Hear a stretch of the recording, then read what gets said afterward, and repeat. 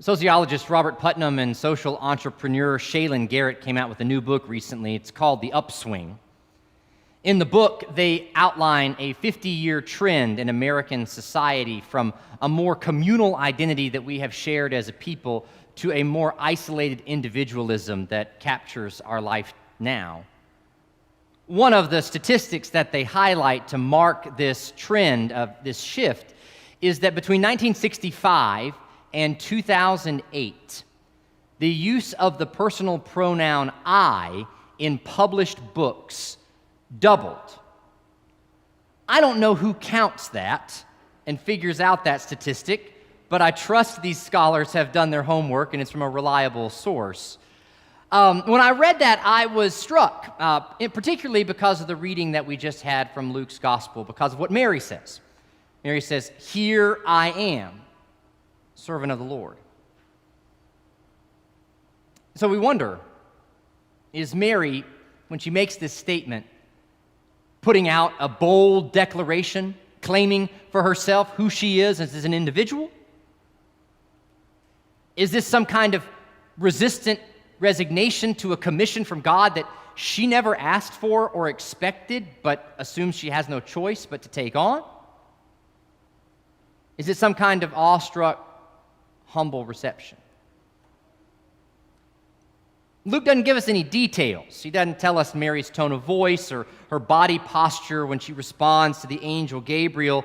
So we can't really figure out exactly what Mary means by her words. We've got to use some context clues to glean Mary's intention from the broader presentation of her that Luke provides.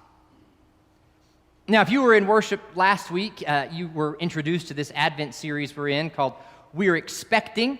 I hope you heard a lot of parallels between the story last week with Zechariah and his wife Elizabeth and today's story with Mary. First, the angel Gabriel shows up in both of these stories. Also in both of them, there's a promise of a child. And the coming of that child is not in a way that you would traditionally expect a child to come into the world.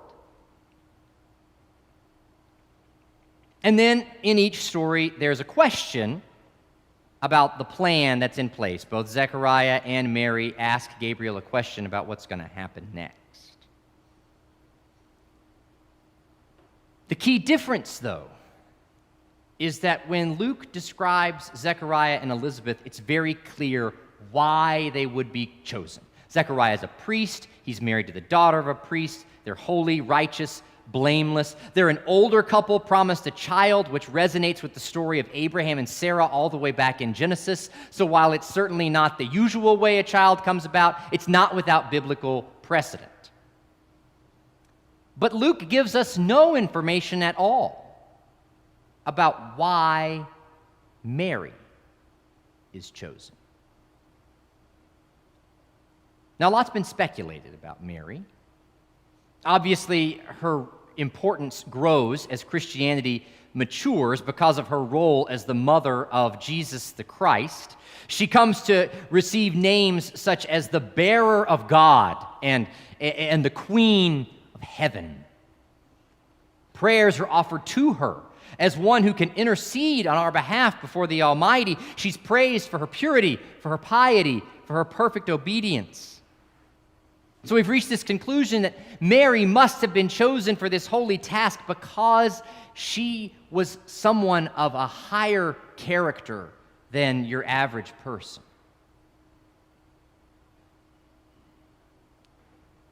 But that isn't in the biblical text anywhere.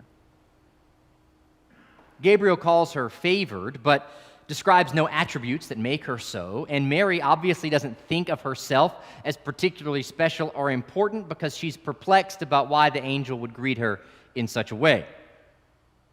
She's not semi-divine by any means.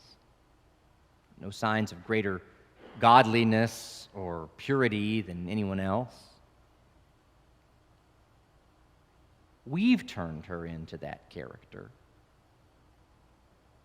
We want a because. God chose Mary because Now, that first set of assumptions about why God would choose Mary has largely been practiced in the Roman Catholic Church and in Eastern Orthodox traditions, but our Western Protestant tradition has its own assumptions about Mary, too. I've assumed many of them. I've preached many of them. Why did God choose Mary? Well, because she was poor. She was young. She was vulnerable. And that's our evidence that we need, that God sides with the poor and the young and the vulnerable, and therefore we as Christians must do the same thing. But here it is. That's not in the biblical narrative about Mary either. But you hear it. We still want that because. We want some kind of moralizing, some kind of imperative of action that comes as a result of God choosing the virgin in Nazareth.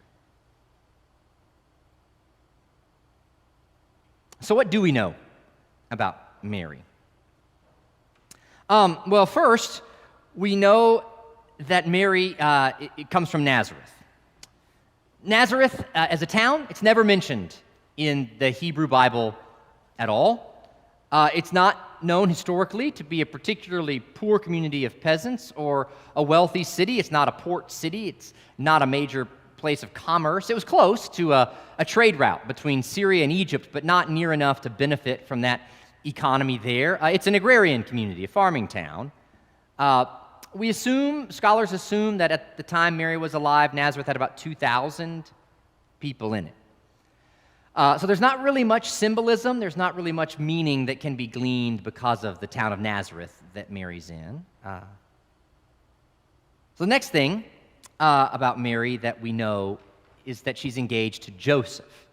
This engagement gives us some notion of how old Mary is. Now, we like to dramatize that. I have dramatized it myself to say, Mary was a 12-year-old girl.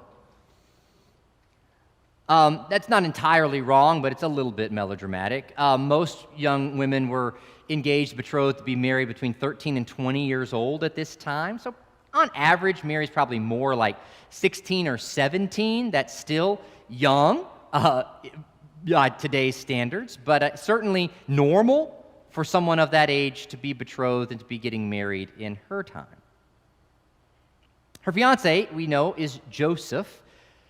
It's most likely an arranged marriage between families. This isn't some kind of Nicholas Sparks drama where these two star-crossed lovers come together. Mom and dad set this up for family stability and the birth of children. And Joseph, we learn in Matthew's gospel, he's a carpenter. He's a tradesman. So Mary isn't a peasant, destitute, reliant on the generosity of others for her survival. She and Joseph, they're a blue-collar family. They're not desperately poor. They're not, of course, wealthy or influential.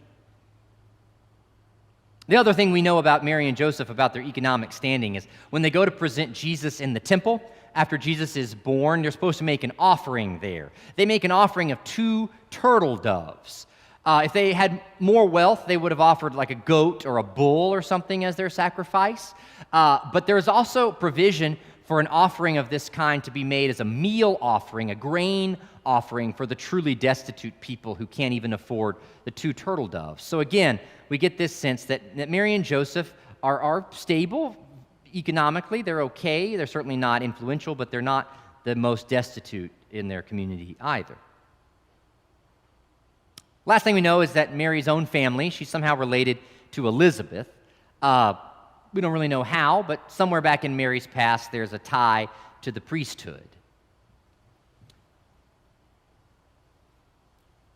And that's it. That's all we know. Here I am, Mary says to the angel Gabriel. But who she is not particularly spectacular. It would make more sense if Mary was chosen because she was an example, a model of purity and piety for us to emulate. Make more sense to say that God chose Mary because God favors the disenfranchised. That helps us make sense of it. But Mary's just Feels kind of sacrilegious to even say it with the beautiful Christmas tree and the lights and the wreaths and the wreath and the carols and all, but she's ordinary. Mary's like that kid who makes the basketball team, varsity squad, but only gets to play in the fourth quarter after the final outcome's already been determined. A Mary gets cast in the Nutcracker Ballet, but she's never Clara or the Sugar Plum Fairy. Mary makes decent enough grades, but she's not going to get into a top-tier college.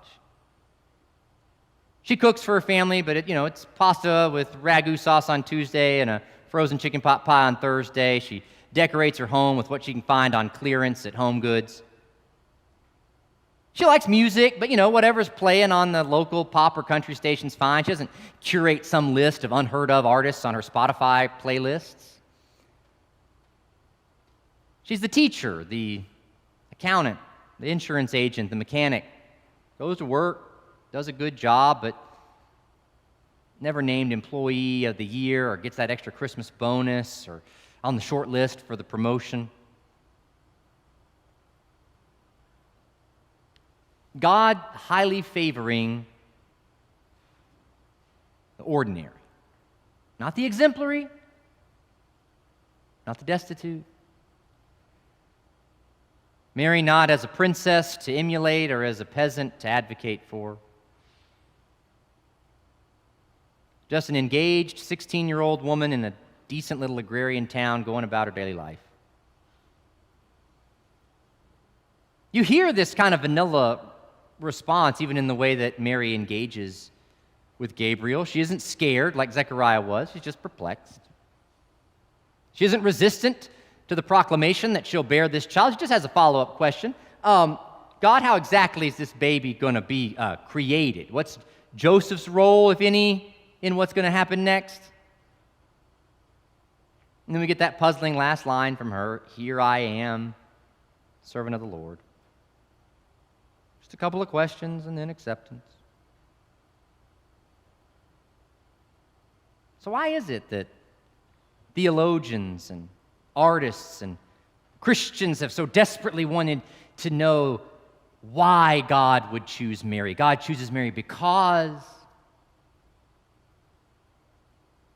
maybe if Mary is an unattainable example, someone that we can aspire to but never really expect to match in holiness and righteousness, then I can adore her while still pursuing a life that I craft for myself, an image that I want to curate.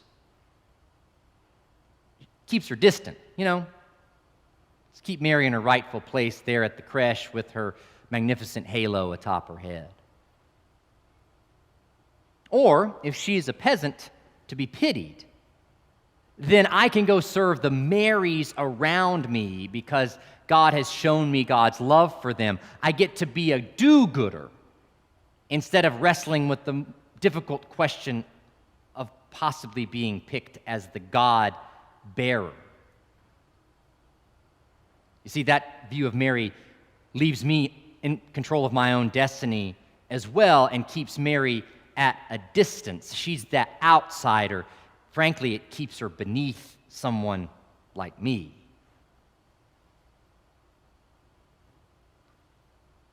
But if Mary's ordinary, then her life is one that repudiates the self-defining culture we swim in, that Putnam and Garrett write about in that book, The Upswing. Mary's ordinariness is what opens her up to the possibility that all of our self-determination itself is sinful and deficient. Because Mary isn't obsessed with her achievement, because Mary's not living in desperate isolation and fear, she's open to a calling from God that comes from beyond her. She's able to accept a commission from God because she's not obsessed with how I want to live my life. In fact, in the Greek text itself, where Mary speaks here, that first person pronoun's not even there. We add it so it's easier to read it in English, but the most wooden translation of Mary's response to Gabriel is, "Hear, behold, the servant of God." As though her arms are outstretched to receive the invitation of the angel, the overshadowing of the Holy Spirit, and ultimately the purpose of God in her very body. The most ordinary, bland person, finding herself not from the goals that she has set and attained, but finding a deeper self within the life and within the purpose of God. I wonder if there's anybody here this morning or watching online today who's tired of trying to be unique, who's tired of trying to be so righteous, who's tired of trying to be the perfect activist, tired of trying to live up to the Instagram influencers and the HGTV standards, tired of living up to mom's expectations or dad's dreams. Well, behold, I bring you good news of great joy. God welcomes the ordinary. God's born into the world through the ordinary. We don't need the because to create distance from ourselves from God. God's seeking those who've given up the need for the because, those who aren't obsessed anymore with that personal pronoun I, but who instead can extend their arms and say, "Here, the servant of God."